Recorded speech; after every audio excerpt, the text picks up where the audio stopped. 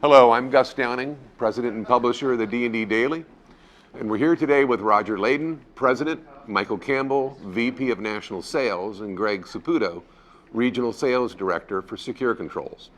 First, we'd like to say happy 50th birthday to Sekure Controls to Roger. Thanks, Gus. I mean, this is a milestone few make and most dream of. Congratulations and keep up the good work. Thank you. You're welcome.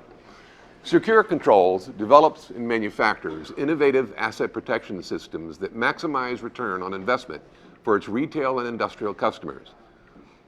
They strive to anticipate and promptly respond to customer needs in a manner consistent with their tradition of quality through design.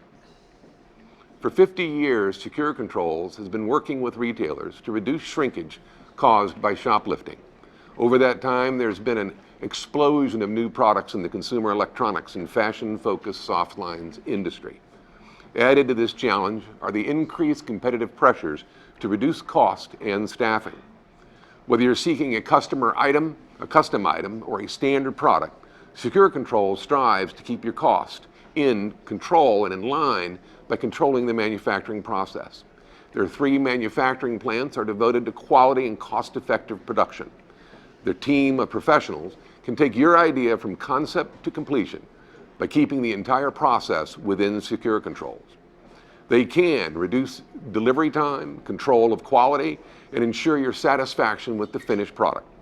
Their knowledgeable customer service representatives are on hand to answer your questions and assist you with any specific requests.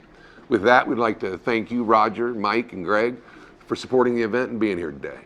Our pleasure. Thank you. Roger, and along those same lines, we've got to ask you, in your opinion, what's been the biggest couple of developments in the LP industry over the last 50 years that you've seen?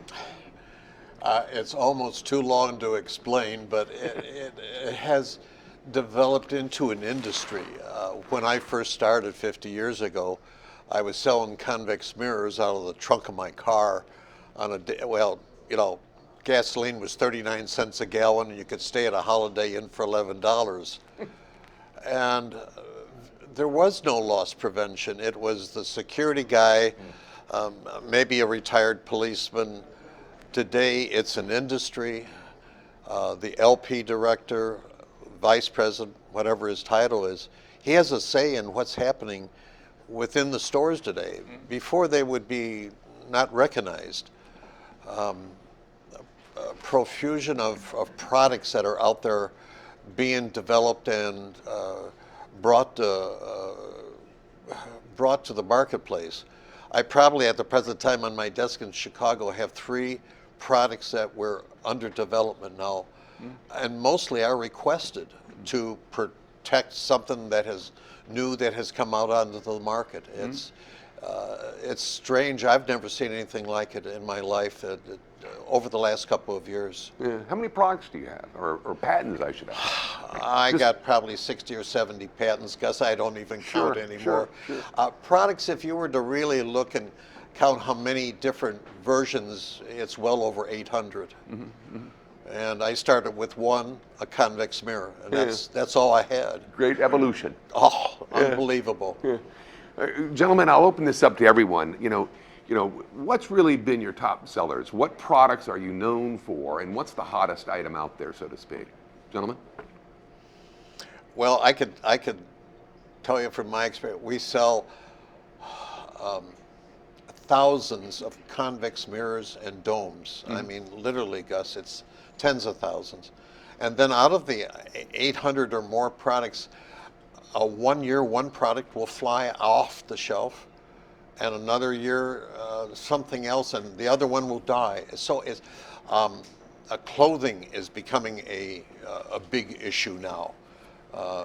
Winter is here, heavy coats, expensive products. Clothing security is a big item with us this year, very, very big. Mike? Same thing. We really cover the gamut from mechanical security to alarm modules, and as Roger says, we're seeing a lot of the branded apparel being stolen out of specialty shops and winter jackets and apparel security has been a big product for us. Greg? I think that one of the things that the two guys didn't address and has for a number of years been one of our top sellers is the protection of consumer electronic products, including laptop computers, tablets, cell phones, etc. And we offer a variety of solutions that are custom made and ideal for that type of product. And I would certainly consider it to be a part of our core business. You know, Roger, knowing that you travel the world and go to shows all over the world, I mean, I'd like to ask you, what's the difference between the U.S. and the other markets like Europe and Asia? I mean, is there a difference? Do you see them focusing on other areas that we're not focusing on? That's a hard question to answer. Because example, in Singapore, they have people all over the store. You walk into a department store, and there'll be 2 to 3 employees with you. Europe is a little different.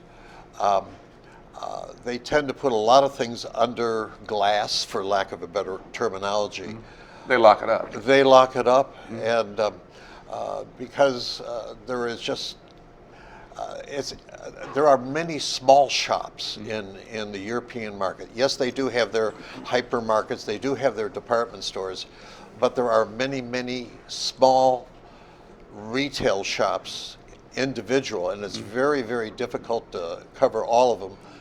But So the shrink impacts them more, obviously, and that's why they lock it up more. they lock it up because they don't have the loss prevention facilities to help them, because they're small and there may be maybe 10 stores, and they can't afford the LP that the U.S. market has developed over the years. Do they have the consulting base?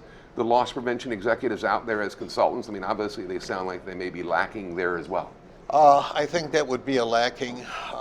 I really don't know that much about that end of the marketplace, Okay. but it is still a large market, as is the U.S. Do the big retailers in Europe lock it up as well? I mean, are they more prone to do that than the larger stores here in the States? To a certain degree, Gus. I was just in a retail store just recently, and everything was out on display, but under alarm. Every single product in the store was alarmed. Right. I was really surprised about that. You know, Mike, you run the U.S. market. Can you give us a feel for your team here in the States and talk to anything new you're bringing to the market, and what does 2015 look like for your team? Well, we just got back from CES, the Consumer Electronics Show, and we're the only company in the LP space that actually exhibits at that show. We've been there for about 32 years. And one of the interesting things that we get to see is a lot of the new products that are coming to market. Startup companies will come to us, show us prototypes or brand new products, and ask our opinions on how it should be merchandised, how it should be secured. So we get a real good look at where the market is going, what new products are coming out. What we saw at CES this year was really the convergence of technology into consumer products. For example, there were cars that can be driven automatically without a driver behind the wheel, drones. The wearables market right now is exploding. And so what we're doing with our product development team is coming up with customized solutions for those retailers, for those products. Our team here in the U.S. is an experienced team. We've been putting out quality products now for 50 years. And I think that gives us a competitive advantage, as well as being really the only U.S. manufacturer. We're close to market, and we can turn around a customer's request literally in a couple days, where other companies can't. So I think that's a big competitive advantage for us. You know, Greg, this is your second stint with Sekure Controls. It is. And that speaks a lot about the organization, about Roger, and about the value Sekure Control adds to the market. In being a former senior leader in loss prevention, can you talk to the value Sekure Control brings to the LP community and the impact it's having on the industry? And also, what do you see coming forward in 2015 as it relates to the industry? Well, there are a couple of things, I guess, that would come to mind. While, excuse me, I think that Sekure Controls offers, from a strategic value standpoint, many, many things to our customers. Two things that stand out in my mind. First is that quality is job one for us. Everything that we do in our manufacturing plants are designed about high quality. So everything that comes off of our assembly line has been checked and rechecked. It's made here, it's made of quality products, and it's durable and it lasts.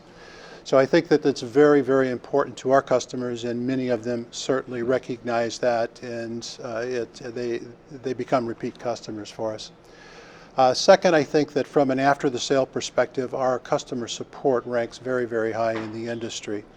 Our team of regional sales managers, directors, support the customers, are in constant contact with them, are always available, and we're there to support their every need. From a coming down the pike perspective, Gus, I don't know, from my viewpoint, that there is an awful lot that's new in the industry.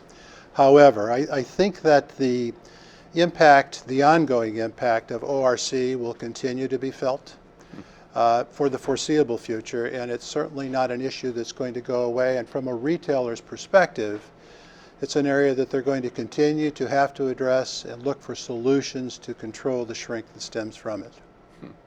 Interesting that you bring up ORC in light of the hardware type world, but good point. Yeah.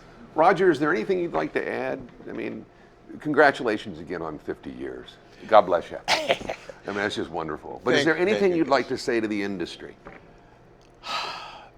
I think it's an exploding area, exciting. You know, Gus, when you look back and say 50 years, it's like a couple minutes in my life. And I still love it. You know, when you get into your 80s, you all of a sudden think, my gosh, you know, where have I been for the last 50 years? It's what I'm thinking now, and I'm not even close. Or I'm I think for me, I have to run companies. I used to be out on the road. I was the one selling. You're still on the road, Roger. Still on the road. Yeah, I'll put it this way: if somebody calls, I'm there. Yeah.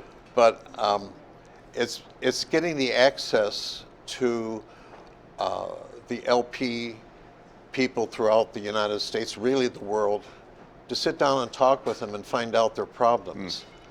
And everybody has a problem. Right. It's unbelievable, and it's fun to try to find solutions.